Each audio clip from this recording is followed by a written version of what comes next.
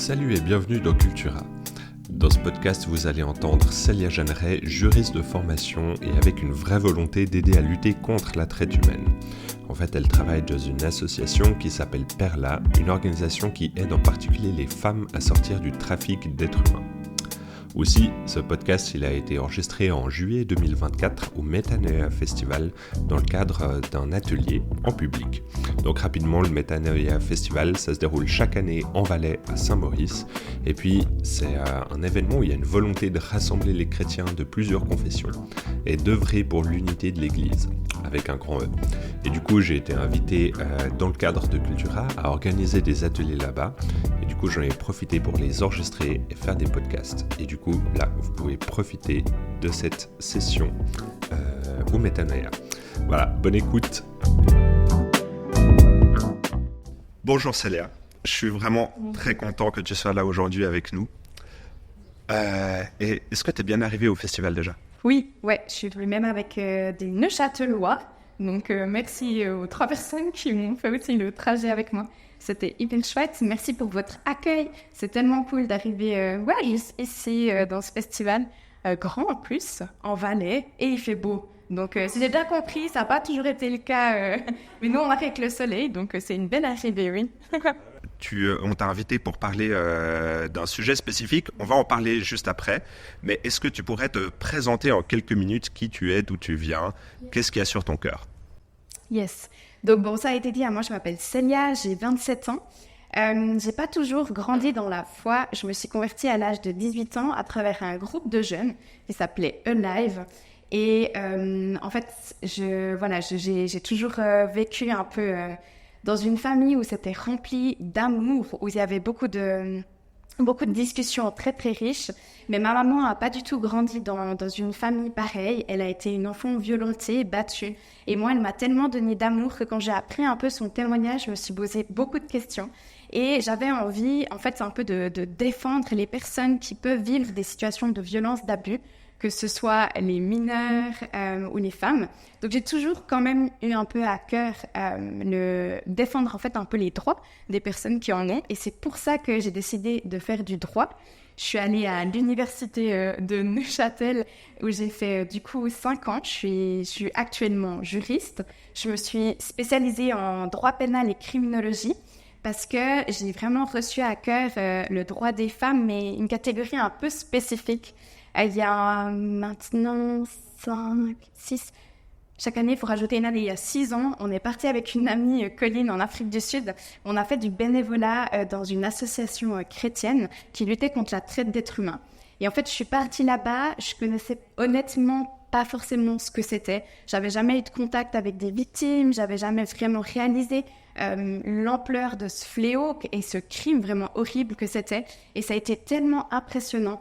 Et Dieu m'a vraiment aussi beaucoup parlé à travers ce voyage. Et je pense que j'ai vraiment découvert des personnes très particulières, une mission aussi très particulière que quand je suis revenue d'Afrique du Sud il y a 6 ans, j'avais envie de continuer ici en Suisse à justement lutter contre la traite d'êtres humains. Et puis c'est en Afrique du Sud qu'on m'a fait comprendre. Parce que moi je suis partie honnêtement, je dois vous avouer quand même avec un petit peu une mentalité européenne du style ça existe là-bas, il faut les aider, donc on va aller là-bas. Puis en fait j'ai rencontré une experte là-bas en Afrique du Sud qui m'a confié que la Suisse est la plateforme tournante, donc le pays plateforme tournante de traite d'êtres humains en Europe. Donc en fait presque la majorité ou 90% des victimes de traite d'êtres humains en Europe passent forcément par la Suisse. Alors ça s'explique parce que géographiquement on est au milieu, donc il y a quand même une mini-explication, mais il y a aussi quelque chose qui est très particulier en Suisse, puisque la prostitution est légale, il y a quand même un contexte où cette sexualité, d'en parler, c'est aussi encore tabou.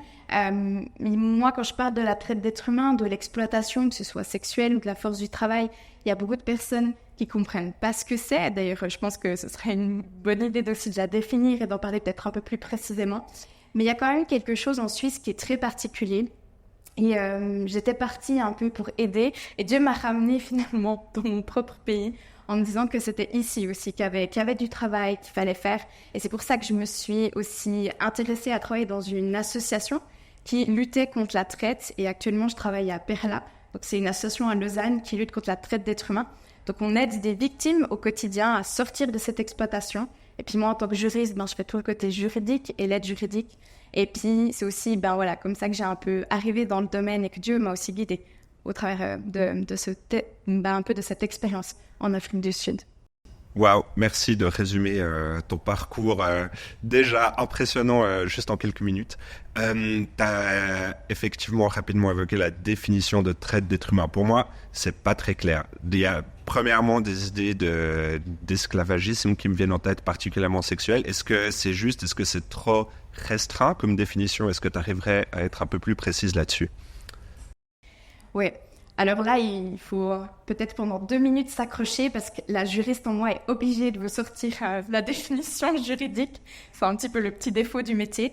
Donc, la traite d'êtres humains, c'est vraiment une infraction pénale. Donc, on a considéré dans le code pénal, il y a un article, qui est l'article 182, si ça vous intéresse, qui définit ce que c'est la traite. Et l'idée de l'esclavage moderne est assez juste parce qu'en fait, c'est l'idée d'exploiter quelqu'un, que ce soit à travers son corps ou à travers son travail, pour retirer de l'argent. Donc, pour le dire d'une manière très crue, et désolé, c'est très cru, c'est en fait considérer une personne comme une marchandise dans une transaction où la personne va faire, que ce soit à travers son corps, de tout ce qui est malheureusement la prostitution illégale ou la pornographie, et aussi à travers le travail, tout ce qui est le travail forcé, etc. Il y a aussi encore le prélèvement d'organes, mais ça touche finalement au corps. Et en fait, cet usage finalement d'une personne qui est exploitée, donc qui est finalement aussi, oui, un esclave, la personne en tirera du profit. Et à l'heure actuelle, c'est malheureusement des profits qui sont énormes. On chiffre en Suisse qu'il y aurait à peu près 3000 victimes de traite d'êtres humains par année. Moi, je pense que ces statistiques sont clairement trop basses et je pense que c'est la pointe de l'iceberg en toute honnêteté. Mais voilà, le chiffre, c'est à peu près 3000 par année. Et on imaginerait que ce serait 1 milliard de francs suisses de chiffre d'affaires par année. Donc, je veux dire, c'est quelque chose de monstrueux. On sort l'humanité, on sort la dignité de la personne pour en faire vraiment une marchandise dans une transaction qui rapportera énormément d'argent. Donc, c'est pour ça que c'est un crime odieux, c'est un crime horrible parce que ces personnes, elles vivent au quotidien des abus, mais c'est surtout des personnes qui sont finalement emprisonnées dans leur exploitation. Et c'est pour ça qu'on peut aussi un petit peu considérer ça comme l'esclavage moderne parce qu'elles n'ont pas les moyens par elles-mêmes de s'en sortir. Elles vont forcément devoir demander de l'aide et puis cette aide, elle est aussi compliquée parce qu'elles sont emprisonnées, soit à travers de l'abus, soit à travers de l'emprise, soit à travers des menaces. Elles ont souvent peur des représailles, simplement par exemple de mourir ou que leur famille meure. Donc il y a vraiment tout un cercle très vicieux pour elles pour sortir. Et le but aussi des associations, des professionnels qui travaillent dans cette lutte au quotidien, c'est de donner justement, d'aller à la rencontre de ces personnes, mais aussi de pouvoir leur donner les moyens de s'en sortir pour les sauver en fait de cette exploitation. Merci pour ces explications. Tu dis effectivement c'est un crime odieux. Pourtant, moi la première fois que j'ai entendu ces chiffres, j'étais abasourdi. J'ai l'impression de pas du tout voir ça, de pas du tout être conscient de ça. Donc non seulement c'est un crime odieux, mais en plus caché. C'est une réalité dont on entend même rarement parler dans les médias, j'ai l'impression. Est-ce que tu arrives un petit peu à expliquer pourquoi c'est autant caché et aussi quels sont les profils de ces personnes qui passent par la plaque tournante de la Suisse pour ce genre de situation? C'est une très bonne question.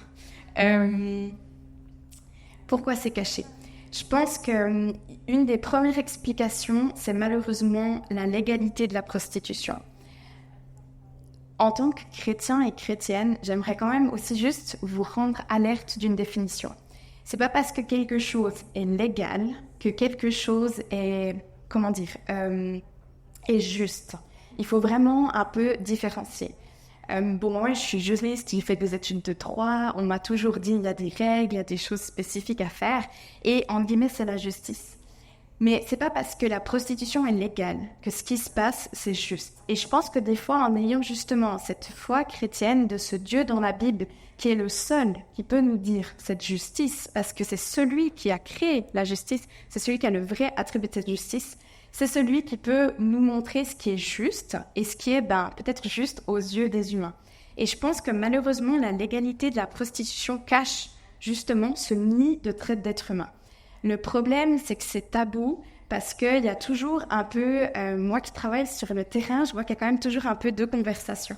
Il y a cette idée de, comme c'est légal, finalement, il faut les laisser faire ce qu'elles font, elles ont une liberté de corps, elles ont le droit de faire ce qu'elles veulent avec leur corps.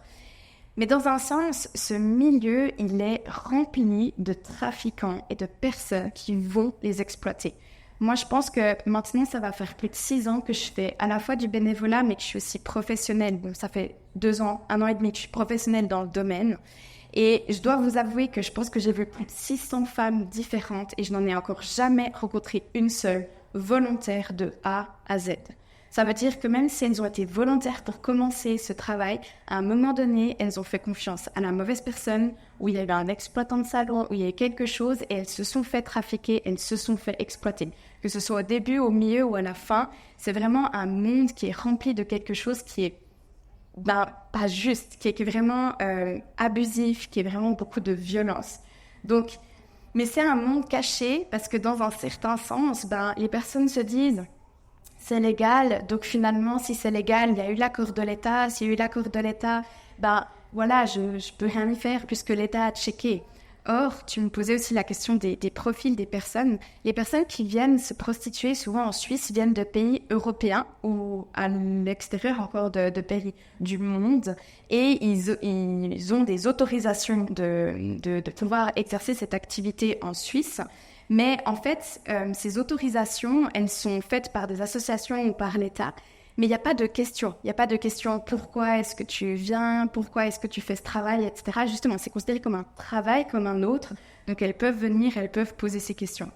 Mais ce qui est très intéressant, et je reviens sur le domaine juridique, désolée, mais je suis obligée en tant que juriste, c'est qu'il y a quelques années, le tribunal fédéral, donc c'est notre plus grande instance de tribunal, il a dit qu'une personne qui vient en Suisse, qui ne vient pas de la Suisse et qui se fait...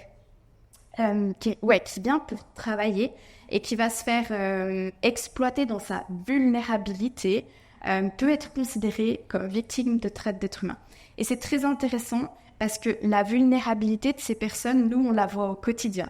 Elles viennent tous de familles pauvres, que ce soit une vulnérabilité financière, que ce soit une vulnérabilité éducative, peut-être qu'elles n'ont pas fini l'école, que ce soit une vulnérabilité familiale, de familles brisées, de familles où il y a eu des abus, ou simplement l'orphelinat, donc pas de famille. Et en fait, c'est des jeunes femmes ou des jeunes hommes, c'est souvent plus des femmes, honnêtement, dans les profils qu'on voit, pour l'exploitation sexuelle, qui débarquent en fait, puis on leur dit un peu « Ah, en Suisse, tu pourras te faire de l'argent, donc viens seulement ». Et puis elles se font aussi un peu tromper dans leur manière de se dire « Ok, alors il y a peut-être un avenir » qui m'attend en Suisse. Et en fait, c'est des trafiquants à travers leur voyage, à travers leurs histoires, ou simplement, des fois, c'est même des copains, des hommes auxquels elles sont tombées amoureuses, qui vont les embarquer, en fait, dans ce milieu de la prostitution, où elles seront forcées au quotidien à vendre leur corps, et qu'elles ne le veulent pas. Elles vivent beaucoup d'abus aussi. Donc, il y a vraiment une vulnérabilité qui est utilisée pour ces profils des personnes, qui est très présente, en tout cas nous, ce qu'on voit, mais c'est très tabou et compliqué de l'expliquer, parce que c'est vrai que moi, en tant que professionnelle, je vais des fois devant des autorités, devant des politiciens, et on me dit toujours, mais finalement, elles veulent quand même le faire, elles continuent de le faire, donc pourquoi vous dites qu'elles sont exploitées? Et c'est parce qu'il y a on n'arrive pas à réaliser que ce monde, il est vraiment maintenu par des personnes qui vont exploiter ces femmes ou ces hommes qui, à travers ce milieu, en fait, utilisent leur corps pour leur profit. Que ce soit des gérants de salon, que ce soit des trafiquants ou des personnes comme ça.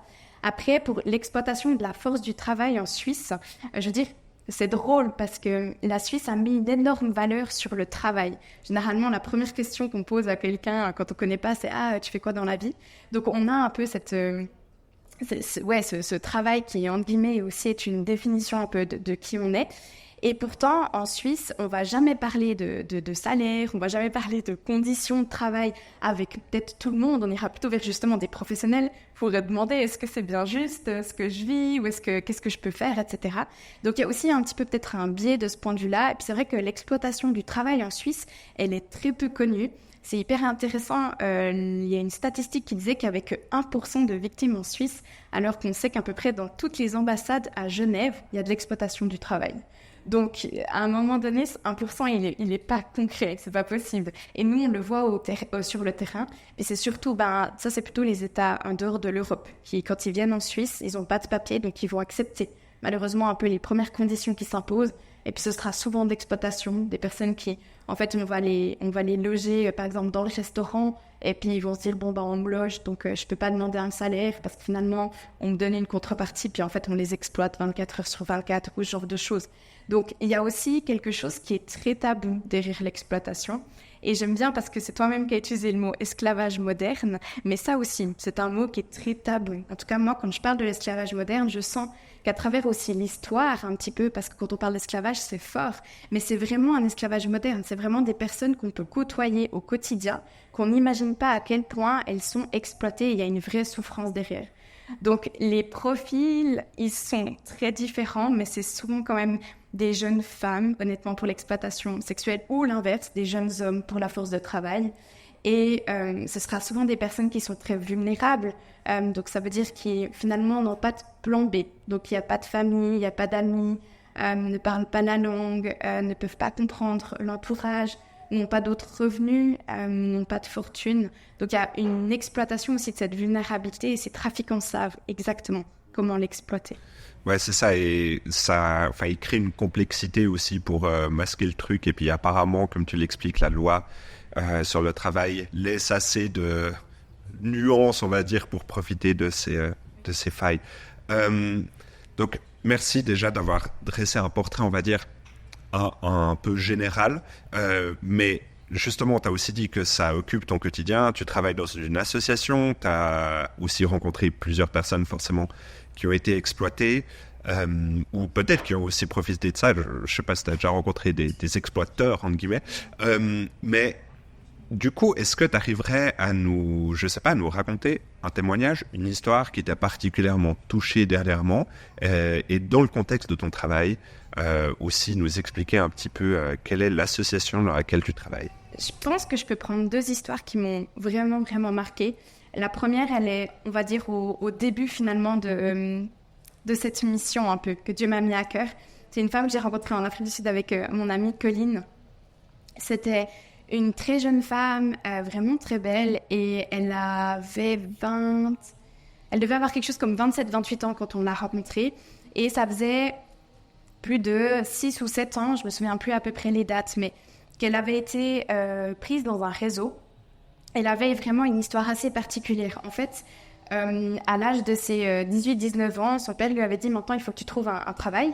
Et c'était en Afrique du Sud. Donc, elle a regardé plusieurs postulations et elle a postulé dans un hôtel. Le premier jour, elle a débarqué à l'hôtel. C'était une journée d'essai, tout allait bien, etc. Ils l'ont engagée. Puis le deuxième jour, quand elle est arrivée, il y a une voiture qui est arrivée puis qui l'a fauchée.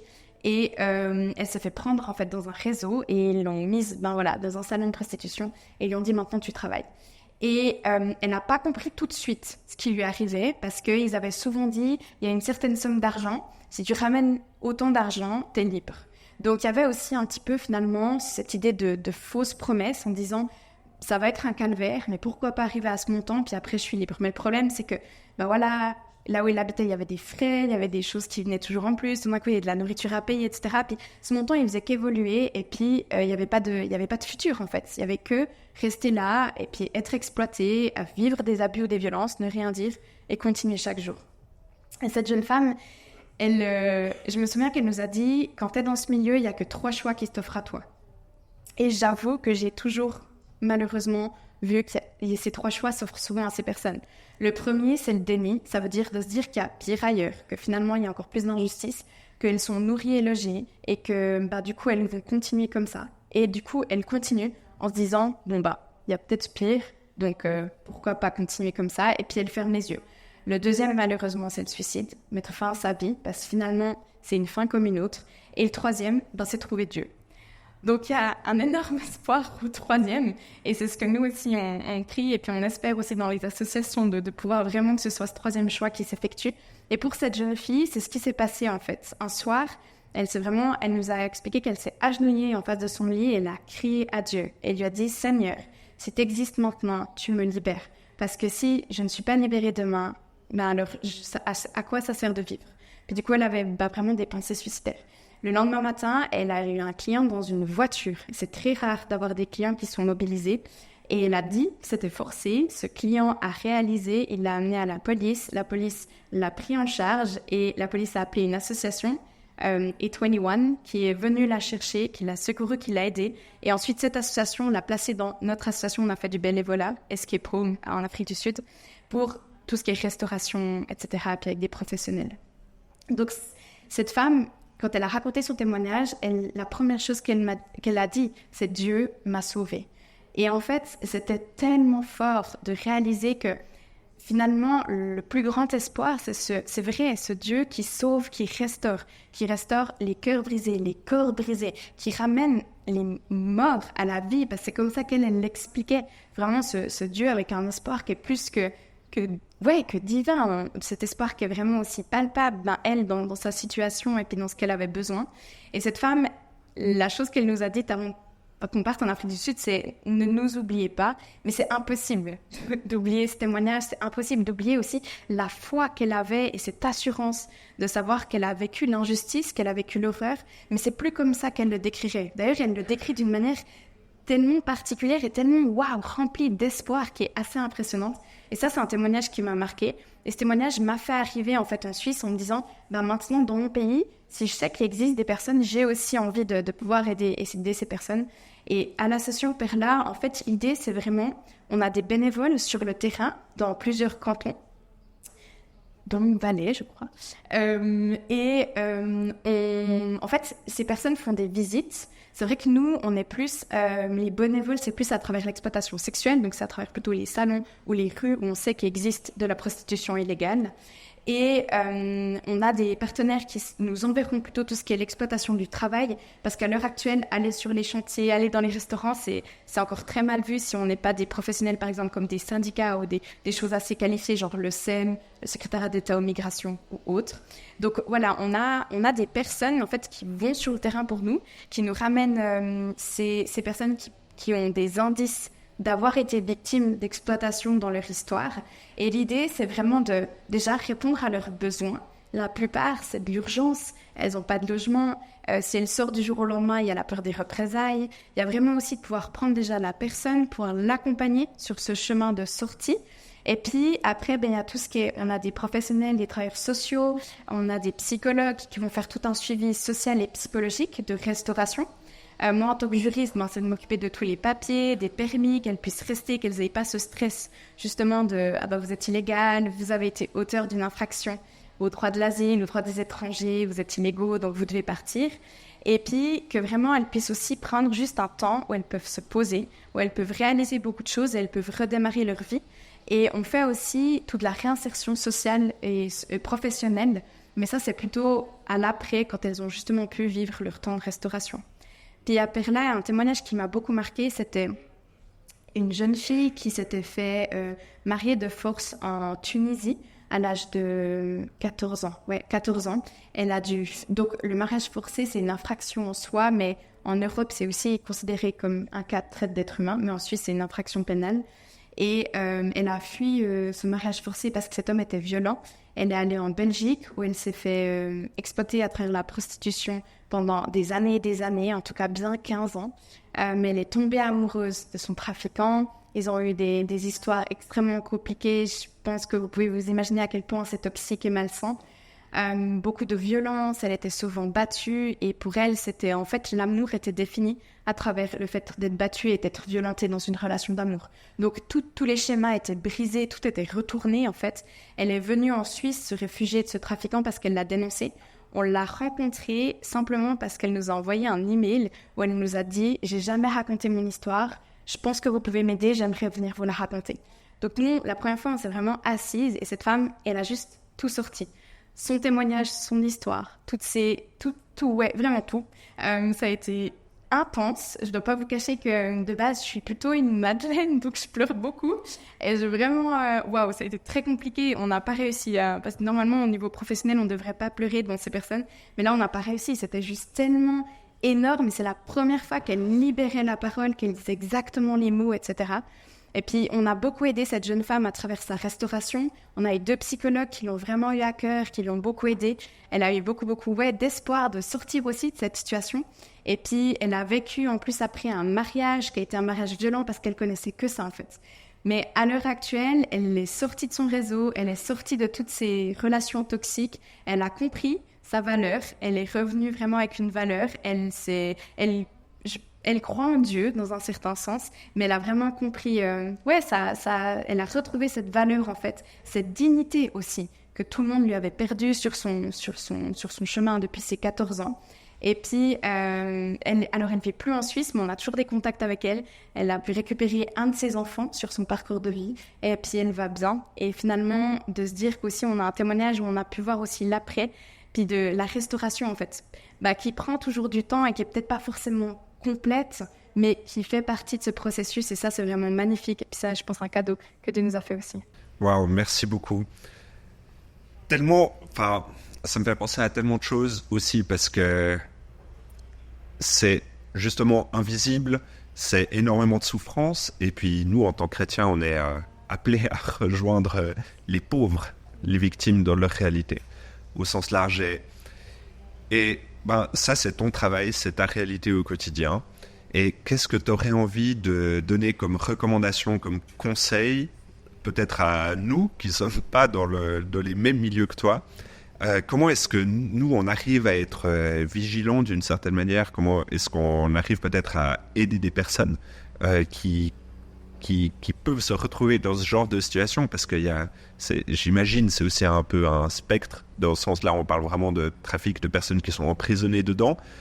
Mais ensuite, il y a peut-être d'autres personnes autour de nous qui se retrouvent dans un schéma, comme tu disais, de relations toxiques aussi. Avant, tu illustrais le syndrome de Stockholm, où on est amoureux de la personne qui nous fait du mal, ou très attaché en tout cas.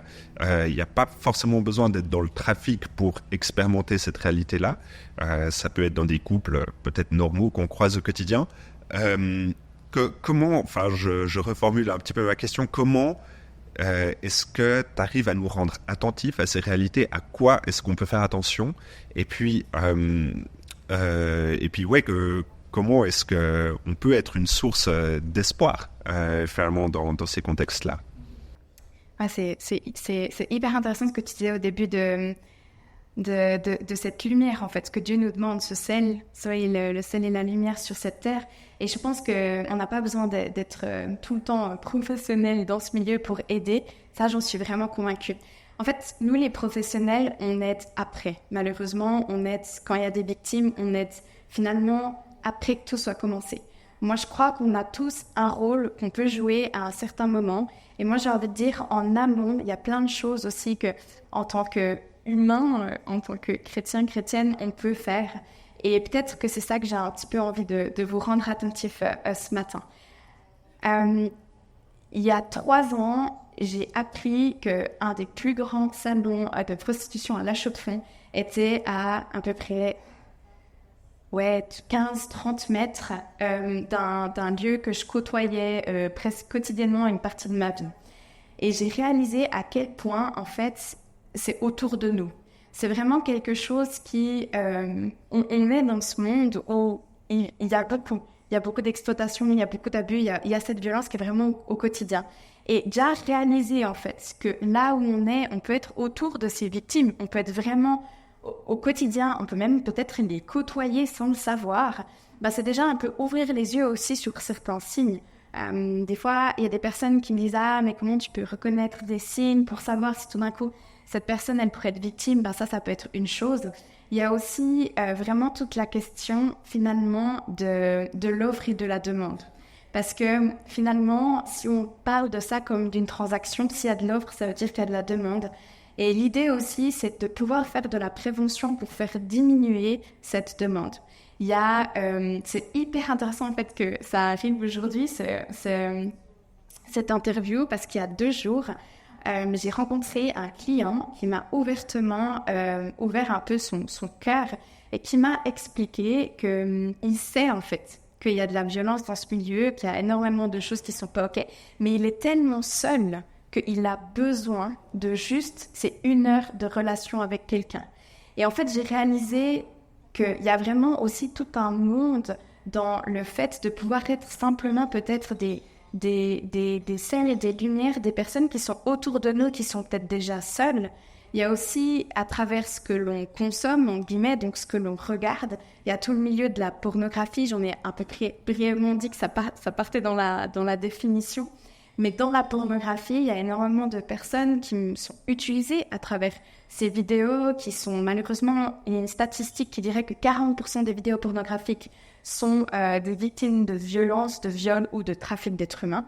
Donc il y a vraiment aussi toute une structure de aussi comment on se positionne dans ce qu'on regarde. Et puis, en tant que chrétien aussi, vraiment se poser la question de ce que je disais, en fait, c'est pas parce que c'est légal que c'est juste, et revenir un peu aussi à ce Dieu qui prend soin, en fait, de ces personnes qui peuvent être, comme tu disais, opprimées, violentées, et un peu d'ouvrir les portes aussi aux personnes qui peuvent être vraiment très seules, qui finalement ont adopté aussi peut-être des comportements parce qu'elles devaient remplir ce vide. Et nous, je pense que d'avoir ce Dieu qui est vraiment ce Dieu d'espoir, ce Dieu qui peut rejoindre, ce Dieu qui peut restaurer, ce Dieu qui peut guérir les blessures, guérir les cœurs. C'est tellement beau en fait de réaliser qu'il peut vraiment rejoindre n'importe quelle personne, que ce soit victime ou auteur, que ce soit personnes blessées qui sont seules, ou ces femmes qui ont besoin de sortir. C'est vraiment ce Dieu qui a cette réponse. Et pouvoir partager cet amour, partager cet évangile, je pense que c'est une des choses. Donc je dirais, être sel et lumière dans ce monde. Aussi faire attention à ce que l'on regarde. Peut-être il y a aussi oser parler un petit peu plus de la sexualité saine. C'est quelque chose que je trouve très intéressant parce que plus je vais dans des milieux où je parle dans des églises ou dans des prêches, etc., j'ai quand même souvent des questions, mais est-ce que cette sexualité, elle peut être saine? Ou les autres questions, mais est-ce que l'Église a vraiment un besoin finalement de parler de ce genre de sujet? Et je pense qu'à l'heure actuelle, on vit dans un monde tellement sexualisé.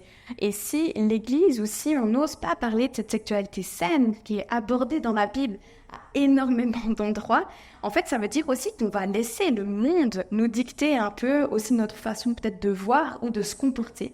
Et ça, je pense qu'entre nous aussi, essayer de réfléchir à certains comportements, essayer aussi d'ouvrir un peu la parole en se souvenant qu'on a un Dieu qui ne juge pas, en se souvenant qu'on a un Dieu d'amour et qu'on peut entre nous justement ne pas se juger et plutôt chercher, si j'ose le dire comme ça, la volonté de Dieu, mais chercher vraiment ce cœur aussi d'amour et de respect entre nous. Je pense que c'est quelque chose qui peut faire la différence. Et si on arrive à le faire aussi au sein des églises et des communautés, et je pense qu'on arrivera aussi à le faire autour de nous et à pouvoir être vraiment cette lumière. Parce que ce que je réalise en côtoyant ces personnes, ces victimes, ou même des personnes de mon propre entourage sur des questions de sexualité, c'est que quand elles voient qu'il y a vraiment quelque chose qui est très sain, qui est très beau, en fait, les personnes ont envie de vivre ça. Elles se disent, moi j'aimerais aussi bien comprendre, vivre ce genre de vie ou de relation.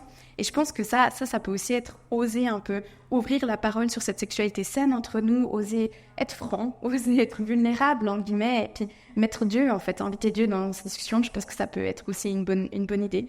Après, les associations, les personnes qui aident les victimes, etc., ont aussi toujours besoin, entre guillemets, de main-d'œuvre, de volontaires. Je sais que c'est un mystère très particulier et puis que ça appelle pas forcément tout le monde, mais rien que la prière, la générosité, le temps, je veux dire, c'est vraiment des choses qui sont hyper précieuses. Donc il y a aussi peut-être rien que d'en parler, en fait, autour de soi, même si on n'est pas professionnel, de dire hey, je sais que ça existe, est-ce que tu savais qu'il y a des personnes qui sont exploitées en Suisse, puis si vraiment on a envie d'aller plus loin, d'avoir un cœur, il y a énormément d'associations et puis on peut simplement s'approcher de ça. Et si jamais on a envie vraiment de plus en plus de faire de la prévention justement pour le grand public, et d'ailleurs on organise, donc je fais mon petit coup de pub, en plus c'est les Neuchâtelois qui m'ont souvenu qu'il fallait que je fasse de la pub ce matin. On va organiser une marche pour la liberté. En fait, A21, c'est une association australienne qui est à l'heure actuelle mondiale, qui fait une marche pour la liberté, Walk for Freedom,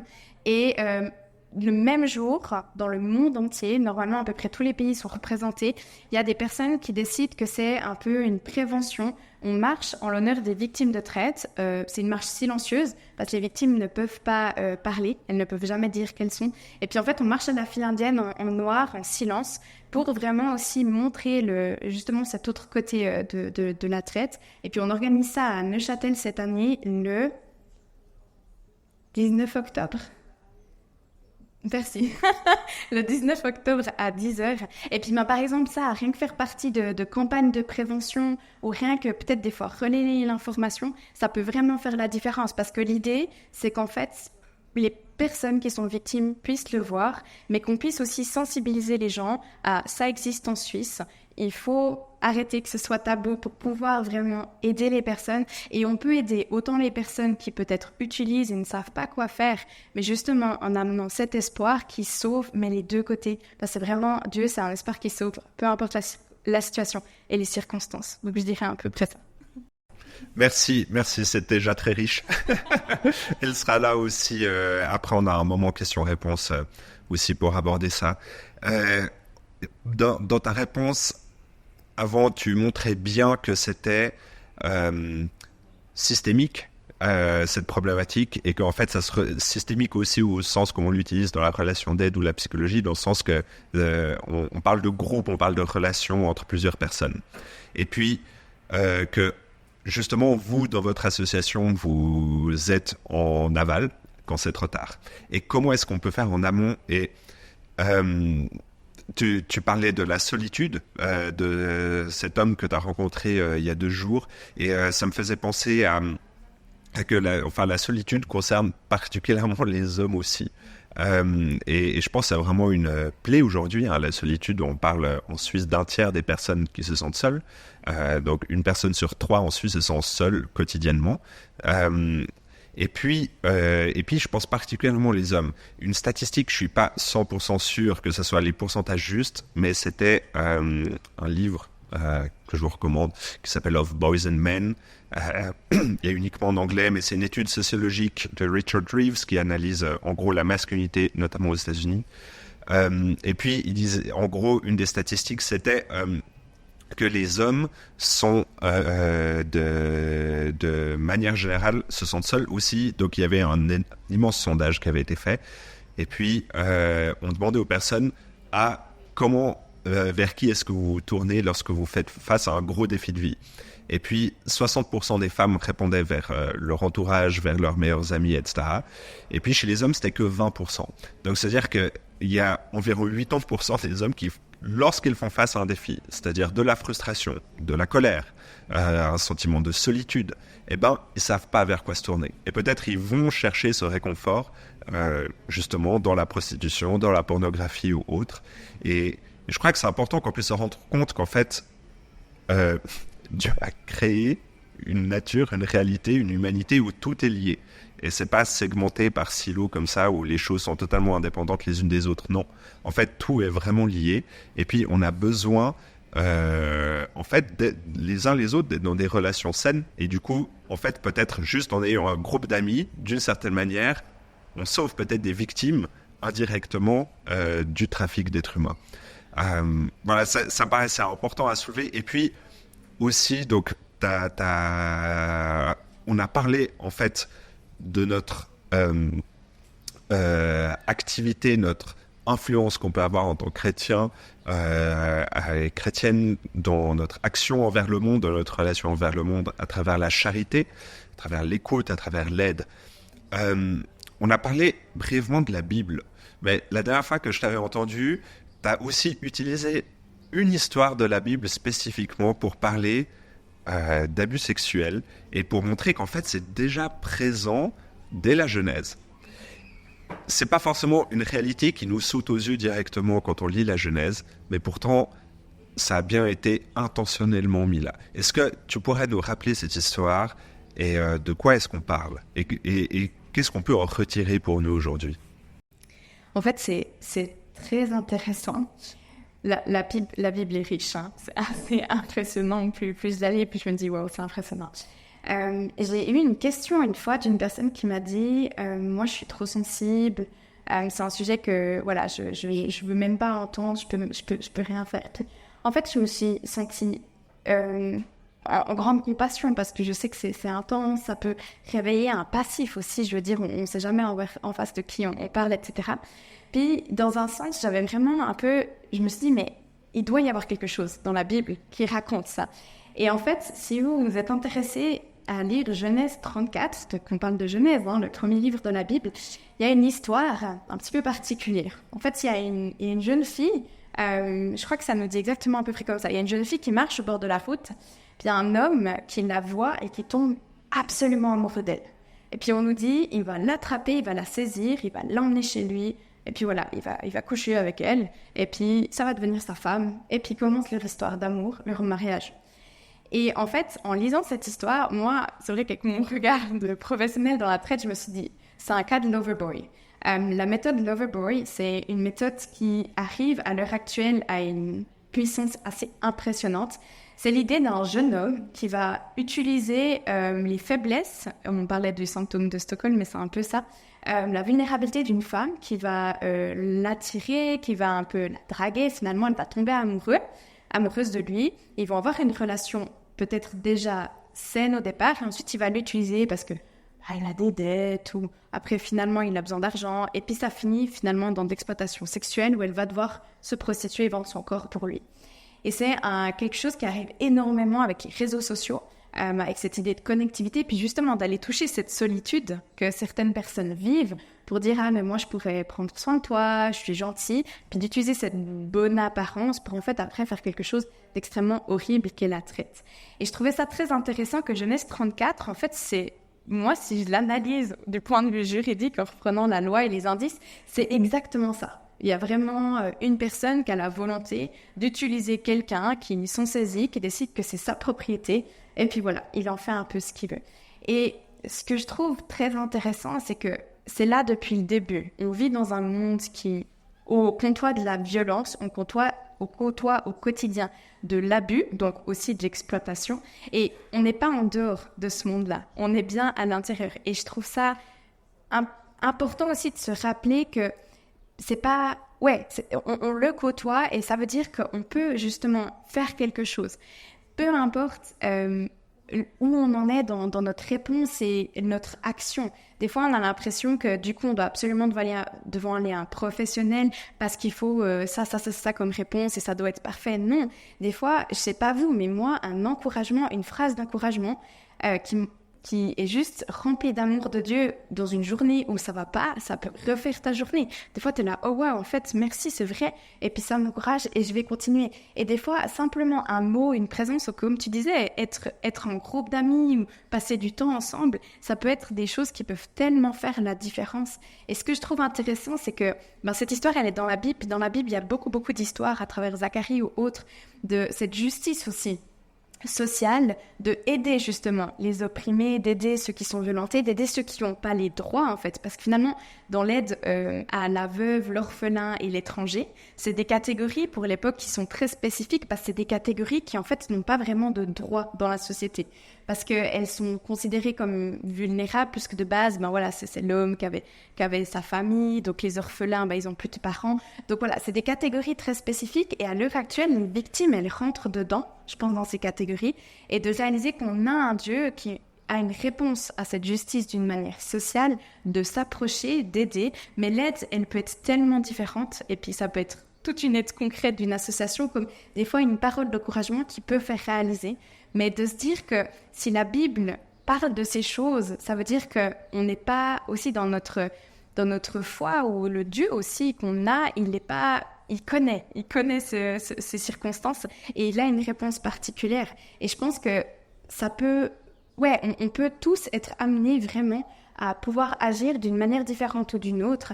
Et moi, mon encouragement, c'est vraiment de réaliser que même si c'est un sujet qui ne nous parle pas forcément, la différence qu'on peut faire, des fois, on peut la sous-estimer parce qu'on peut vraiment agir pour aider justement ces personnes et en plus à travers toutes les questions de solitude, malheureusement de pornographie qu'on sait qu'est compliqué, aussi à l'église, je veux dire, des fois il y a des situations compliquées à l'église, d'abus ou ce genre de choses, on peut aussi avoir justement cette sagesse de revenir à ce Dieu qui, s'il en parle, il a une réponse et il veut justement une justice, mais la sienne, qui soit appliquée et de pouvoir être cette lumière pour ces personnes. Merci beaucoup. On va gentiment toucher à la fin de discussion aussi pour laisser du temps, de la place pour poser des questions. Avant de finir, est-ce que tu souhaiterais encore rajouter quelque chose? Est-ce que tu voudrais dire quelque chose en particulier, un encouragement ou peut-être encore une chose que tu voulais dire, que tu n'as pas encore eu l'occasion de dire? Ouais, en priant pour ce matin, j'ai eu un peu une pensée. Je crois que je l'avais dit à Home. Je suis plus sûre parce qu'en fait, à Home, j'avais prévu des notes et j'ai un petit peu pas tout regardé. Donc, c'est pour ça que j'ai plus de notes parce que je réalise que voilà, je me laisse pas mal guider. Mais mon encouragement, c'est que dans la Bible, Jésus, on nous dit qu'il a été dans le même milieu que nous, avec les mêmes environnements, qu'il a été aux mêmes tentations, mais il n'a pas péché. Il est resté saint.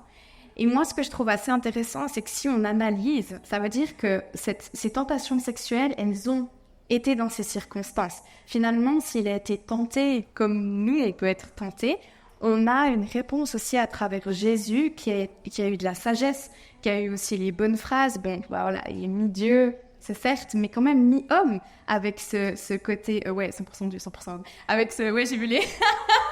J'ai vu les yeux. Mais moi, je dis toujours Mimi, mais en fait, c'est 100%, pardon. Avec le côté, d'humanité aussi fragile, finalement. Et ce que je trouve intéressant, ça veut dire que peu importe où on est dans nos réflexions, si c'est quelque chose qui est pour nous, on se dit non, mais moi, j'ai aucune tentation, ou si c'est quelque chose, on a peut-être le défi avec de la pornographie, peut-être des addictions spécifiques ou autres. Je crois qu'on a quand même un Dieu qui peut répondre, vraiment peu importe là où on en est, qui peut aussi restaurer finalement ce qui peut être brisé, qui peut amener cette plénitude aussi dont on a besoin dans cette solitude, qui a vraiment cette réponse toute particulière. Et moi, mon encouragement, ce serait que dans les challenges, dans les défis, que des fois on ose aussi, je disais, être vulnérable, mais en parler entre nous et se souvenir que peut-être que nous, nos tentations, elles sont peut-être pas là, on a peut-être d'autres tentations, mais on a un amour commun. On a ce non-jugement aussi entre nous. On peut réfléchir ensemble. On peut aussi s'accompagner les uns les autres dans ces challenges, dans ces défis. Et je pense que mon encouragement, c'est aussi de revenir des fois un peu au modèle, en guillemets, qu'est Jésus. Et puis de se rappeler que s'il y a fait face, il peut aussi vraiment, concrètement, pratiquement, venir vers nous, nous aider et nous encourager dans ce que l'on vit. Merci beaucoup Célia pour tes mots, ta pertinence, ton expérience aussi dans ce domaine. En tout cas, c'était vraiment un plaisir pour moi de t'entendre. Je crois que c'est partagé en voyant les visages dans l'assemblée ici. Donc on peut l'applaudir volontiers.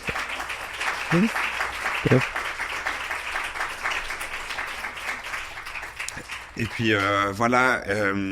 Donc, il y avait aussi un événement dont tu parlais le 19 octobre, Marche de la Liberté. Je pense qu'il y aura de la communication sur les réseaux sociaux comme ça, j'imagine. Et puis voilà, donc le micro est à vous. Si vous avez des questions, des remarques, je ne sais pas, Célia est là.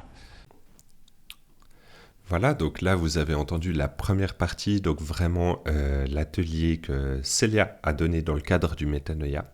Et puis, suite à son intervention, il y avait le micro qui était à disposition et puis les gens pouvaient poser des questions. Et au vu du contexte du son un petit peu difficile dans ce festival en plein air, je les ai simplement reformulés ici, spécialement pour le podcast. Donc, la première question, c'était une femme qui l'a posée, et puis elle disait « Je suis infirmière auprès des personnes migrantes à Genève, et je fais face à des situations vraiment compliquées. En tant que chrétienne, de voir toutes ces injustices tellement dures et en même temps être limitée dans la différence que l'on peut faire dans ses vies, c'est vraiment très frustrant. Donc toi, comment est-ce que tu gères ça ?» C'est une très bonne question. Déjà, bravo pour ton travail. Je pense que c'est hyper important. Et les migrants, c'est vraiment une... il y a des histoires quand même qui peuvent être... Je comprends ce que tu peux dire, très brisant. C'est hyper intéressant parce que moi, j'ai une sensibilité à la justice depuis toute petite qui est très, très particulière. Et l'injustice, c'est quelque chose qui me révolte énormément. Donc, je pense que vous pouvez comprendre que tous les jours, je suis révoltée dans ma vie, du coup. Mais voilà, le petit fun fact, finalement. Mais c'est vrai que cette sensibilité à l'injustice, quand on côtoie des histoires pareilles, dans un sens, j'ai envie de dire, elle est entre guillemets normale, parce que ça veut dire qu'on a une notion de la justice qui s'éloigne de notions qui pourraient être peut-être plus terre-à-terre. Moi, en tout cas, la réponse que moi je donnerais aux injustices, en tout cas que je vois et peut-être que je peux te conseiller, c'est que dans la Bible, il y a marqué que toutes les injustices de ce monde un jour seront réglées et qu'on a un Dieu qui, lui, est celui de justice et qui rendra justice à la fin. Alors c'est bizarre parce que des fois on a envie qu'elles viennent tout de suite. Oui, je vois ta tête. Ouais, des fois on est là en mode ouais, mais Seigneur, genre maintenant en fait, genre dans la seconde, parce qu'il en est incapable, et c'est sûr. Mais je crois qu'il y a quand même aussi, finalement, moi j'ai toujours été hyper surprise du témoignage de ces personnes qui ont vécu l'injustice pendant des années, qui peuvent te résumer ça en une phrase et qui pourront te parler d'un Dieu qui sauve, qui restaure pendant toute leur vie, et tellement elles ont trouvé justement ce nouvel espoir, en fait, vraiment cette restauration complète, que finalement elles se disent, ben oui, c'était injuste, ce que j'ai vécu, ça sera toujours injuste, mais un jour, cette grande justice sera rendue. Puis des fois, je pense qu'accompagner ces personnes, c'est très compliqué parce que ben, on reçoit un peu cette injustice, on ne sait pas quoi en faire.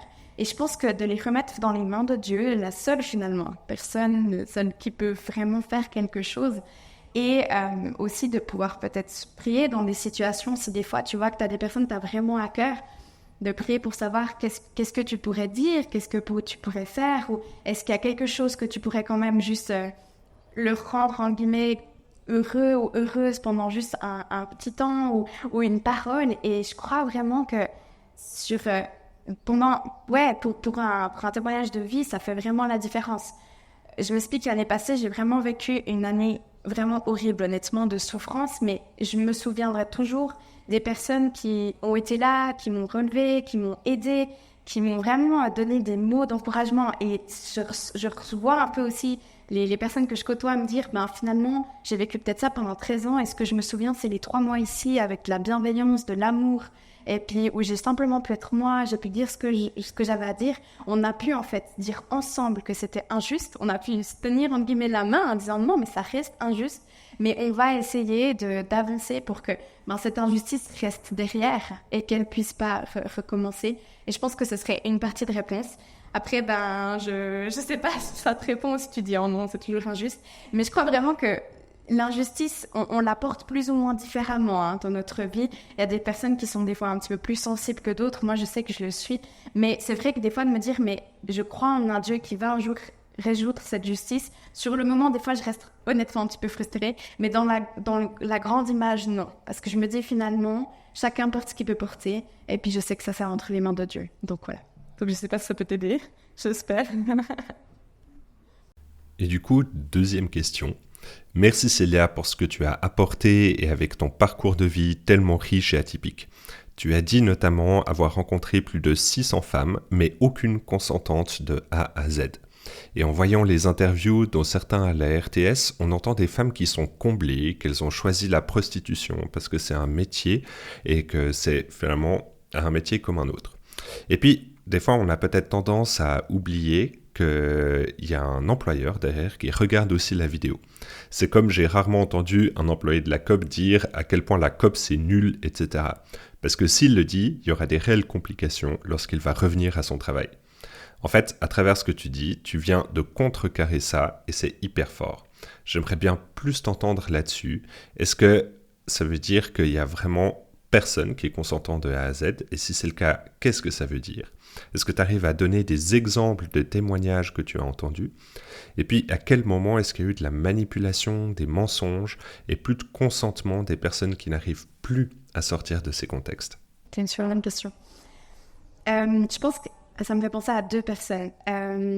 En Suisse, en fait, j'allais dire romande, mais non, en Suisse, partout. Il y a une association qui s'appelle Procoré, et puis c'est l'association qui défend la prostitution corps et âme, et puis qui a décidé que c'est la liberté de la femme, etc. Puis dans cette association, il y a 2 femmes qui ont l'habitude de tourner dans des universités, dans des associations, etc., pour raconter à quel point elles sont heureuses de faire leur métier travailleuse du sexe, comme elles le disent. Et c'est très intéressant parce que l'une des 2 est une actrice très connue pornographique. Et en fait, je suis allée les 2 fois à leur témoignage et j'ai vécu un petit peu des moments très, très particuliers parce que je suis vraiment pas allée en mode pour juger, etc. Moi, ça m'intéressait réellement parce qu'après toutes les personnes que j'ai côtoyées professionnellement ou bénévolement, pour moi, il y avait toujours « Ah ben, j'ai fait confiance à la mauvaise personne » ou « J'ai été obligée parce que c'était soit ça, soit mendier ». Donc, il y avait quand même toujours une obligation, une condition, etc. Et puis, quand j'ai rencontré surtout celle qui fait de la pornographie, qui nous a dit à quel point elle était fière, elle avait même dit, et ça c'est vraiment vrai, on était à l'université à Lausanne, elle avait sorti, il me semble, une phrase du style « Ah, mais tout le monde devrait tester, c'est hyper important de connaître sa sexualité, etc. » Et puis, je me suis approchée de cette femme et j'avais envie de savoir son témoignage. Je me suis dit « Ah, mais en fait, sincèrement, t'es pas obligée de répondre à ma question. » Je lui avais dit « Mais sincèrement, qu'est-ce qui t'a fait arriver dans ce milieu-là ?» Et les 2, mais elle, ça a été très particulier, m'ont répondu « En fait, j'ai vécu que des abus dans mon enfance. De la part de tous les hommes de ma vie, que ce soit mon père, mon oncle, etc. Et à un moment donné, dans l'adolescence, je me suis révoltée et je me suis dit, bon, bah, si c'est ça, les relations, je veux au moins être payée. Et ça a été tellement fort parce que, bon, dans un sens, les témoignages que j'entendais souvent, je le savais. Mais de sortir ça d'une manière à elle ne me connaissait pas et de sortir ça tellement impressionnamment, j'étais là, oh waouh. Et du coup, ben, moi, alors, honnêtement, pour elle, on a été interrompus parce qu'il ne voulait pas que je continue de discuter avec elle, donc ça c'est intéressant. Et pour la deuxième, j'ai pu un peu lui expliquer qu'en fait, nous, on côtoie énormément de personnes qui justement ont aussi cette vulnérabilité à travers des abus familiaux, à travers aussi des abus sur le corps, qui a biaisé aussi un peu leur façon de réfléchir. Mais c'est pas un consentement libre, c'est pas un consentement éclairé. Dans la loi, quand on consent, ça veut dire que librement et d'une manière rationnelle, on choisit quelque chose. Et ces personnes ont décidé de faire ce qu'elles font pour ne plus subir des abus ou alors pour subir, en guillemets, des abus mais contrôlés. Et pour moi, ça rentre pas dans ces catégories-là. Et en fait, ça a été très intéressant parce que une des 2 personnes, bah du coup, j'avais envie aussi de lui expliquer que si une fois elle veut discuter avec une psychologue et qu'elle veut réfléchir, et puis bon, on a été coupé à ce moment-là, qu'il faut aussi qu'elle puisse voir en fait, est-ce qu'elle a envie de librement continuer en sachant que si c'est ça son objectif, en fait, ben, il existe des relations pas toxiques, il existe quelque chose qui est très sain dans la sexualité. Donc, et c'était des très très bonnes questions. Et du coup, je pense que oui, j'ai rencontré à peu près plus d'une 600 femmes, en tout cas qui sont prostituées, dont quelques hommes, mais c'était très rare, les hommes. Et il y a toujours eu, soit je me suis fait abuser ou violenter quand j'étais jeune, soit c'était mieux que mendier parce que dehors il fait froid l'hiver. J'avais pas d'argent, j'ai pas de formation, je suis obligée de faire ça. Dans 2 ans, j'arrêterai. Et elles font ça pendant des années parce qu'elles peuvent pas arrêter. Et il y en a même des qui m'ont dit, une fois que tu commences, c'est tellement difficile de sortir parce que ben, toutes tes relations, t'es isolé. Il y en a même des fois qui parlent de t'es pas fière parce que t'as l'impression que tu t'es pas vraiment toujours respecté ou ce genre de choses. Et donc, elles ont besoin d'une restauration, elles ont besoin de parler à des professionnels. Donc, il y a vraiment ce consentement, il est pas clair, en fait. Il est pas voulu. Et toutes ces personnes, je leur ai toujours posé la question, et c'est pour ça que j'arrive à cette conclusion. Si tu avais eu les moyens de faire quelque chose, est-ce que tu ferais ce que tu fais? Et j'ai jamais une réponse qui finissait par oui. Donc, à un moment donné, c'est des personnes qui, sur leur chemin de vie, ont été obligées de faire ça pour éviter quelque chose. Mais si elles pouvaient faire autre chose, elles le feraient. Et c'est pour ça qu'elles viennent à Perla. C'est parce qu'elles disent, vous faites de la réinsertion socio-professionnelle et j'aimerais bien sortir de ce milieu. Alors, est-ce que vous pouvez m'aider? Et elles disent elles-mêmes à trouver un travail normal. Et voilà, 3e question. Concernant la justice restaurative dont on entend beaucoup parler actuellement, est-ce que c'est un outil que vous utilisez? Et si oui, comment ça se passe et quels fruits est-ce que vous voyez? Ah, c'est trop cool cette question. Moi, je suis hyper fan de la justice restaurative. Je suis convaincue, voilà. Mais c'est vrai que dans la politique criminelle en Suisse, c'est pas du tout considéré pour le droit pénal. Il me semble... Ah, la justice restaurative, pardon, oui. Ah, pardon, je suis partie dans mon délire de juriste. En fait, la justice restaurative, c'est de mettre donc une personne qui a été victime de quelque chose et son auteur dans la même pièce, avec le raccord, hein, bien sûr, hein, on ne les force pas. Et puis, en fait, c'est de réaliser qu'il y a deux points de vue et il y a deux demandes. La victime, généralement, elle veut savoir, la grande question, c'est pourquoi moi. Donc là, il n'y a que l'auteur, en fait, qui peut répondre à ces questions. Puis, l'auteur, pour pouvoir aussi sortir, pour pouvoir faire tout son chemin il a accepté qu'il avait été auteur ou pas, il a été forcé. Et puis, il est dans un processus pour, entre guillemets, être pardonné, se racheter. C'est aussi pouvoir dire pardon à sa victime. Et puis, la justice restaurative, c'est vraiment ce côté de laisser, en fait, l'humain dans cette justice, pouvoir avoir un échange entre les deux, que les deux ils puissent expliquer leur point de vue et puis de faire une espèce de médiation, si j'ose dire comme ça, mais restaurative, donc vraiment avec l'idée de réparer en fait le mal et de faire un peu sortir tout ce qu'est notre justice de l'État avec des décisions, des jugements du processus.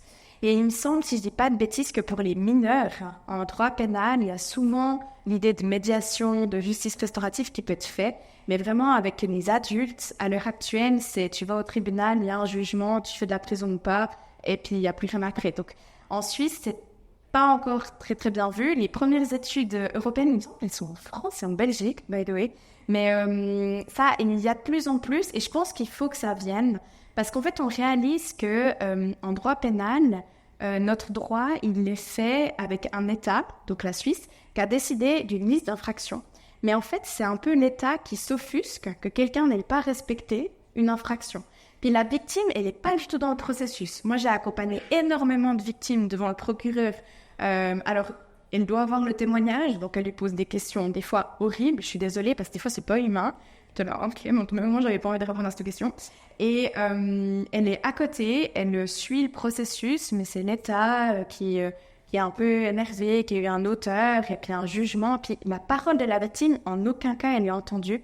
Et je pense que plus on parle de violence ou de crimes qui peuvent aussi être graves, parce que la traite d'être humain, c'est quand même un crime très, très grave, qui touche à la dignité, plus on a besoin aussi dans un processus de remettre la victime. Donc moi, je suis extrêmement convaincue. Moi, j'aimerais vraiment beaucoup que des politiciens, gentiment aussi, puissent modifier en fait ce processus. On l'a jamais vécu en Suisse, on l'a jamais vécu dans des associations parce que techniquement, comme c'est pas vraiment encore un moyen, on va dire, de résolution des conflits dans le droit, si une fois ça se fait et puis qu'il y a un problème, en fait, je pense qu'il y aurait des vraies conséquences. Par contre, je l'ai déjà vu dans une association en France qui le font actuellement parce que ça, ils ont eu l'aval et que c'était OK. Alors, dans la traite d'êtres humains, ils prennent jamais le même auteur et la même victime. Ça, c'est une obligation, du coup. Mais en fait, d'avoir un auteur, un trafiquant et une autre victime, on voit quand même que c'est le seul moyen que les victimes puissent passer à autre chose. Donc, c'est vraiment parce que cette question, pourquoi moi, elle est vraiment... La justice, les associations, les professionnels, on ne peut pas y répondre. On ne sait pas pourquoi moi. Alors, est-ce que cette personne a la réponse elle aussi? Mais de vraiment savoir qu'en fait, ça pourrait être n'importe qui. Des fois, on peut le dire comme ça. Tu sais, ça aurait pu être quelqu'un d'autre. Mais cette victime, elle a vraiment des questions particulières. Et puis, c'est vrai que ça, c'est très, très intéressant. Moi, j'habite à Neuchâtel. Et puis, actuellement, je regarde un petit peu plus les lois sur le canton de Neuchâtel. C'est vrai qu'on a un conseil d'État qui ne veut pas que la justice restaurative arrive dans le droit pénal parce qu'eux, ils pensent que ce serait trop difficile s'il y a un problème. La chose que moi, il me semble que dans toutes les études qui sont faites, c'est qu'il n'y a jamais vraiment eu de gros problèmes ou de choses plus problématique que ce qu'il y a déjà eu finalement, parce que c'est des conflits, donc c'est des infractions graves. Et puis que ça marche même mieux si c'est des personnes qui ont commis les mêmes infractions, mais c'est pas leur même victime. Et puis il y a vraiment des très bons échanges. En tout cas, les thérapeutes, pour ça, ils sont convaincus aussi. Il faut juste modifier la loi et en Suisse, ça prend du temps. Mais dans un sens, moi, je suis assez convaincue que c'est un avenir qu'il faudra mettre en place pour vraiment aussi pouvoir aider les victimes. Parce qu'au bout d'un moment, c'est bizarre que ce soit l'État qui soit offusqué alors qu'il y a vraiment une vraie victime qui souffre à côté. Et dernière question, quatrième question. Tu as parlé d'indices d'exploitation. Est-ce que tu peux nous en dire un peu plus ? Yes. Alors, nous, on fonctionne sur celle de la FEDPOL, donc la police fédérale de Suisse. Si vous allez sur Google et que vous tapez i- identification des potentielles victimes de traite FEDPOL, vous allez tomber sur un PDF qui regroupe 12 pages de tableaux d'indices. Donc, c'est, voilà, la première fois, ça fait un peu bizarre. Mais en gros, moi, je peux essayer de vous résumer ça d'une manière un peu globale. Il y a des indices qui sont généraux, et puis il y a des indices qui sont très particuliers, voilà, liés à l'exploitation sexuelle et la force de travail, puisque c'est un peu deux mondes très différents. Mais c'est souvent des personnes qui viennent de pays qui sont connus pour la traite d'êtres humains. Par exemple, malheureusement en Europe, tout ce qui est les pays de l'Est, dans le monde, tout ce qui est l'Amérique du Sud, qui transite par l'Espagne, que l'Espagne donne facilement des permis de séjour en Espagne. Donc finalement, elles sont aussi souvent espagnoles, mais c'est des colombiennes, équatoriales. On a souvent au Brésil. On a souvent... non, il y en a un autre, peut-être ça va me revenir. Ah oui, Argentine. Et puis, donc des pays qui sont connus en fait pour ça. C'est des personnes qui sont isolées. Elles parlent généralement pas une langue officielle de la Suisse, donc elles parlent ni français, ni allemand, ni italien. C'est des personnes qui ont l'air vulnérables, quoi. En gros, elles ont en niveau matériel que ce qu'elles ont sur elles. C'est des personnes qui vont être très timides de base. En tout cas, dans tout ce qui est la prostitution illégale, elles vont jamais venir d'elles-mêmes vers vous. Donc, c'est toujours des personnes qui sont un petit peu en recul. Après, nous, en tant que professionnels, ce qu'on regarde, c'est dans les témoignages, comment elles sont arrivées en Suisse. Est-ce qu'il y a eu quelqu'un qui les a accompagnées? Voilà, il y a plein d'indices. Ce que je pense qui peut être intéressant pour vous, au niveau des réseaux sociaux, puisque cette méthode Loverboy, elle arrive énormément, c'est de faire attention à des fois comment on est contacté par certaines personnes. Parce qu'en fait, c'est bête, mais à l'heure actuelle, Instagram, on voit aussi souvent des personnes qui nous envoient des messages avec des demandes, genre est-ce que vous voulez des relations sexuelles si vous êtes des hommes, ou des demandes un peu sugar daddy si vous êtes des femmes. Donc voilà, il y a déjà un biais par rapport à ça. Mais il y a quand même, à travers les réseaux, il y a vraiment des gens qui vont venir utiliser cette vulnérabilité. Puis des fois, il y a une histoire en Suisse, la première histoire de Loverboy qui est arrivée, c'était une Suissesse. Donc c'était pas quelqu'un qui venait d'un autre pays, parce que Loverboy, c'est souvent des personnes du pays même. Et elle avait 16 ans, elle était à l'université en Zurich. Et puis en fait, sur Instagram, elle a répondu à un gars qui disait qu'elle était jolie, qu'il aimerait un peu apprendre plus à la connaître.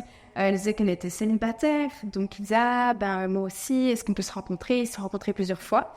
Et puis en fait, il a vraiment utilisé cette solitude, cette vulnérabilité qu'elle avait par rapport à ça, parce que c'est vrai qu'elle voulait quelqu'un aussi, jeune adolescente, etc. Puis en fait, il va vraiment aussi, elle va tomber amoureuse de lui, et puis voilà, il va l'envoler là-dedans. Donc, les indices qu'on peut aussi avoir des fois, c'est aussi faire très attention à certaines histoires de personnes. Ça, mais tu l'as rencontré d'où? Puis des fois, à travers les réseaux sociaux, il avait l'air sympa. Ok, mais qu'est-ce qu'il t'a demandé? Est-ce que vous êtes rencontrés? Comment se passe votre relation? Ou, des fois aussi, il y a quand même des petites choses qui peuvent des fois se voir, entre guillemets, d'une manière un peu cachée. Après, cette liste, elle est énorme. Hein. Je crois qu'il y a genre 135 indices au total pour des possibles personnes qui peuvent être exploitées. Mais c'est quelque chose qui est public, c'est quelque chose que tous les professionnels utilisent.